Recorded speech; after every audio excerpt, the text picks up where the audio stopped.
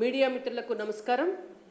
ఈరోజు ప్రెస్ కాన్ఫరెన్స్లో భారతీయ జనతా పార్టీ ఉపాధ్యక్షులు మాజీ ఎమ్మెల్యే శ్రీ ఎండల లక్ష్మీనారాయణ గారు మరియు రాష్ట్ర అధికార ప్రతినిధి రాణి రుద్రమ నేను, రాష్ట్ర యువమోర్చా అధ్యక్షులు సోదరులు మహేందర్ గారు, అలాగే శ్యామప్రసాద్ ముఖర్జీ గారి వర్ధంతి నుండి వారి జయంతి వరకు భారతీయ జనతా పార్టీ దేశవ్యాప్తంగా నిర్వహిస్తున్నటువంటి కార్యక్రమానికి తెలంగాణ రాష్ట్ర బీజేపీ తరపున ఈ కమిటీలో ఉన్నటువంటి సభ్యులు పెద్దలు రంజిత్ మోహన్ గారు ఈ ప్రెస్ కాన్ఫరెన్స్ తీసుకోవడం జరుగుతోంది।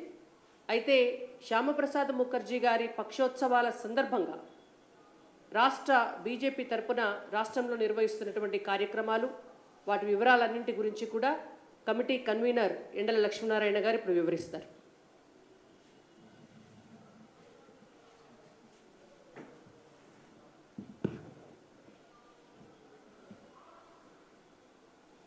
పాత్రికేయ మిత్రులకు, ఎలక్ట్రానిక్ మీడియా సోదరులకు, మా సహచరులకు నమస్కారం। జూన్ 5 పర్యావరణ దినోత్సవం రోజు ప్రియతమ దేశ ప్రధానమంత్రి నరేంద్ర మోదీ గారు బుద్ధ జయంతి పార్కులో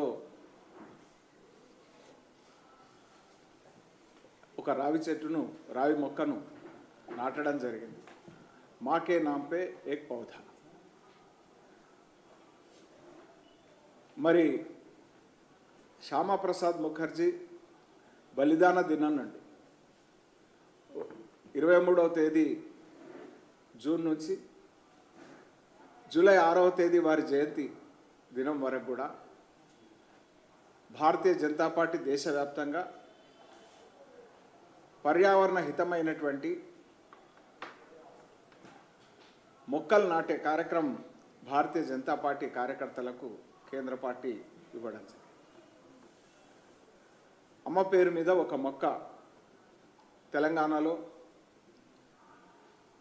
చిన్నతనం నుంచి మన ఆలనా పాలన చూసినటువంటి అమ్మ పేరు మీద అమ్మతో కలిసి కానీ అమ్మ పేరు మీద కానీ మొక్క నాటాల్సినటువంటి కార్యక్రమం।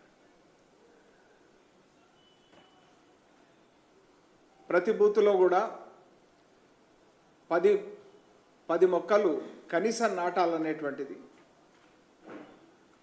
ఆ రకంగా 3.5 లక్షలు। మరి సామాజికంగా కూడా సమాజంలో మిగతా ఔత్సాహికులను భాగస్వామ్యం చేస్తూ మరొక 1,50,000 మొక్కలు, 5 లక్షల మొక్కలు తెలంగాణ రాష్ట్రంలో ఈ 15 రోజుల కార్యక్రమంలో నిర్ధారించుకోవడం జరిగింది। ఇప్పటికీ అక్కడక్కడ ఈ కార్యక్రమాలను కొనసాగిస్తూ వస్తుంది। 29, 30 తేదీల్లో రాష్ట్ర వ్యాప్తంగా అన్ని జిల్లాల్లో సమావేశాలు నిర్వహించి ఆ సమావేశాల్లో డాక్టర్ శ్యామప్రసాద్ ముఖర్జీ ఈ దేశ సమగ్రత కోసం చేసిన బలిదానం గురించి చర్చించి మరి అక్కడనే ఆ జిల్లా కేంద్రాలు విభిన్న మోర్చాలకు సంబంధించినటువంటి వాళ్ళకు కూడా మొక్కల పంపిణీ చేసి హైదరాబాద్ మరి రాష్ట్ర నాయకులందరూ కూడా ఆ జిల్లా కేంద్రాల్లో ఈ కార్యక్రమానికి డ్రైవ్ను ప్రారంభిస్తారు। అదే రకంగా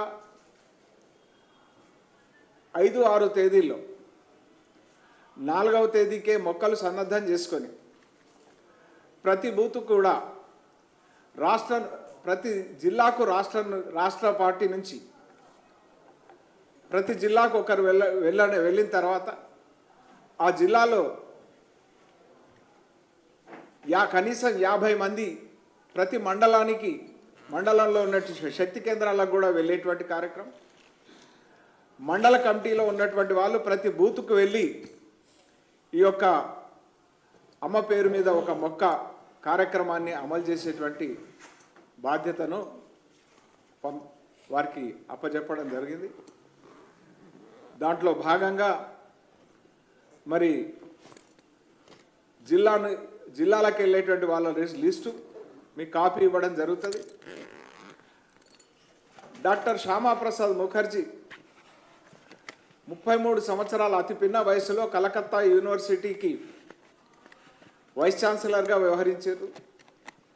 నెహ్రూ నేతృత్వంలో ఏర్పడినటువంటి ప్రజాప్రభుత్వంలో ఆ రోజు భారీ పరిశ్రమలు సరఫరాల శాఖ మంత్రిగా వ్యవహరించారు. లియాఖత్ అలీ ఒప్పందాన్ని వ్యతిరేకించి నెహ్రూ లియాఖత్ అలీ మధ్యలో ఒప్పందాన్ని నిరసించి రాజీనామా చేసి బయటకు వచ్చారు. మరి 1951 సంవత్సరంలో అక్టోబర్ 21న నేటి భారతీయ జనతా పార్టీ మూలమైనటువంటి భారతీయ జనసంఘాన్ని స్థాపించారు. 1952 ఎన్నికల్లో జరిగినటువంటి 52 మొదటి సార్వత్రిక ఎన్నికల్లో వారు బెంగాల్ నుంచి పార్లమెంట్కి ఎన్నికైనరు. వారు ఏదైతే ఆర్టికల్ 370 ఏదైతే ఆ కాశ్మీర్కి వెళ్ళాలంటే పర్మిట్ కావాలి, అంటే వీసా కావాలి, దీన్ని వ్యతిరేకిస్తూ అక్కడ ముఖ్యమంత్రిని ప్రధానమంత్రి అనేటువంటి అంశాన్ని వ్యతిరేకిస్తూ మువ్వన్నెల జెండా కాదు అక్కడ ప్రత్యేకమైన జెండా అనేటువంటి అంశాన్ని వ్యతిరేకిస్తూ భారత రాజ్యాంగం కాదు కాశ్మీర్కు ప్రత్యేక రాజ్యాంగం అనేటువంటి విషయాన్ని వ్యతిరేకించి ప్రాణాలకు తెగించి కుట్ర జరుగుతుంది, వారి ప్రాణాలను తీయాలనేటువంటి కుట్ర జరుగుతుంది అనేటువంటి విషయం గూఢచారి వర్గాల ద్వారా ఇంటెలిజెన్స్ ద్వారా తెలిసినా కూడా దేశ సమగ్రత కోసం ముందుకు కదిలినరు. 45 రోజుల నిర్బంధం తర్వాత ఆ నిర్బంధంలో జరిగినటువంటి కుట్రల కారణంగా వారి ప్రాణాలు బలిపెట్టడం జరిగింది.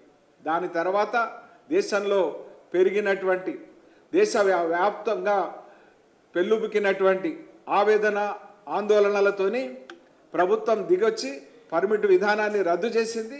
ముఖ్యమంత్రిగానే కానీ ప్రధానమంత్రిగా ప్రవచించడాన్ని మరి రద్దు చేసింది. ఆర్టికల్ 370ని భారతీయ జనతా పార్టీ నరేంద్ర మోదీ గారి నేతృత్వంలో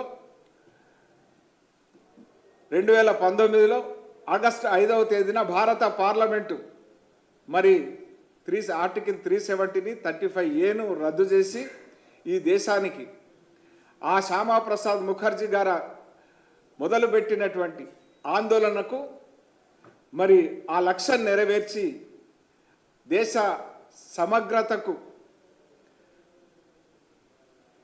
అడ్డుగీతగా ఉన్నటువంటి ఆర్టికల్ 370ని అబాలిష్ చేసింది. దాని తర్వాత జరుగుతున్నటువంటి అభివృద్ధి 32,000 కోట్లతో ఐఐటీలు కానీ ఐఐటి కానీ ఐఐఎం కానీ ఎయిమ్స్ కానీ మరి అక్కడ రహదారుల అభివృద్ధి కానీ ట్రైన్ కనెక్టివిటీ కానీ ఇవాళ వేగంగా అభివృద్ధి చెందుతున్నది. టూరిస్టులు మరి 2 మిలియన్లు దాటినంటే అక్కడ అభివృద్ధి కాశ్మీరు ఏ రకంగా జరుగుతుందో మనం చూస్తున్నాం. ఈ విషయాలన్నింటినీ కూడా అసలు 370 ఆర్టికల్ను తీసుకొచ్చే విషయంలో నెహ్రూ గారి నిర్వాకాన్ని కూడా ఈ సమావేశాల్లో ప్రజల్లో ఎండగడతాం. మరి సమాచారాన్ని అంతా కూడా ప్రజలకు చేరవేస్తాం. ఇది కాదు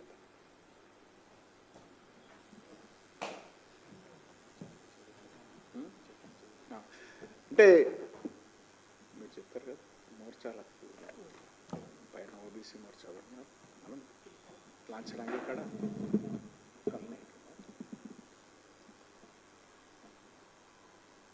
ఇందాక పెద్దలు ఎండెల లక్ష్మీనారాయణ గారు చెప్పినట్లుగా శ్యామప్రసాద్ ముఖర్జీ గారి పక్షోత్సవాల్లో భాగంగా మొక్కల వితరణ అంటే పర్యావరణ హితంగా జూన్ మాసంలో జూన్ 5వ తారీఖు నాడు మనం ప్రపంచ పర్యావరణ దినోత్సవాన్ని జరుపుకుంటాం.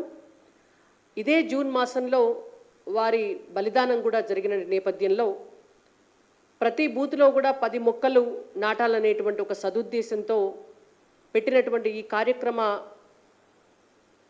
ప్రారంభం అనేటువంటిది దాదాపుగా చాలామంది మా పార్టీ పార్లమెంటు సభ్యులంతా కూడా పార్లమెంట్ ఉండడం వల్ల వారి వారి నియోజకవర్గాల్లో కొన్ని చోట్ల ప్రారంభించి వెళ్ళటం జరిగింది. అయినా ఇవాళ రాష్ట్ర కార్యాలయంలో మా యువ మోర్చా అధ్యక్షులు వారి కమిటీకి, అలాగే ఓబీసీ మోర్చా అధ్యక్షులు వారి కమిటీ, కిసాన్ మోర్చా కమిటీ, ఈ విధంగా వివిధ మోర్చాల కమిటీ సభ్యులందరికీ కూడా మొక్కలను రాష్ట్ర కార్యాలయంలో అందించి వారి ద్వారా ఈ డిస్ట్రిబ్యూషన్ అంతా కూడా చేయాలి అనేటువంటిది రాష్ట్ర కమిటీ తీసుకున్నటువంటి నిర్ణయం.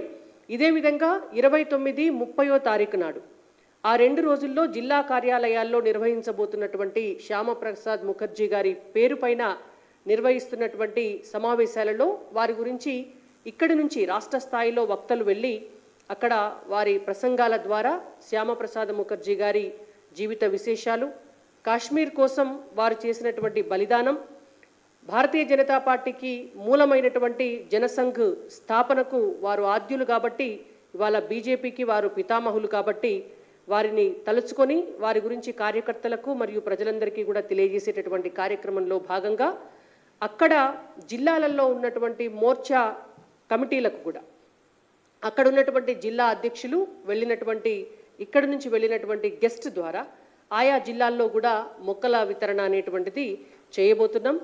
రాష్ట్ర వ్యాప్తంగా కూడా ప్రతి బూత్లో కనీసం ఒక 10 మొక్కలు నాటాలి అనేటువంటిది దేశవ్యాప్తంగా తీసుకున్నటువంటి కార్యక్రమంలో తెలంగాణ రాష్ట్రంలో కూడా దిగ్విజయంగా జరపాలని నిశ్చయించుకొని ముందుకు కదులుతున్నాం. మీడియా మిత్రుల సహకారం కూడా తప్పనిసరి, మీరందరూ సహకరిస్తారని భావిస్తున్నాం.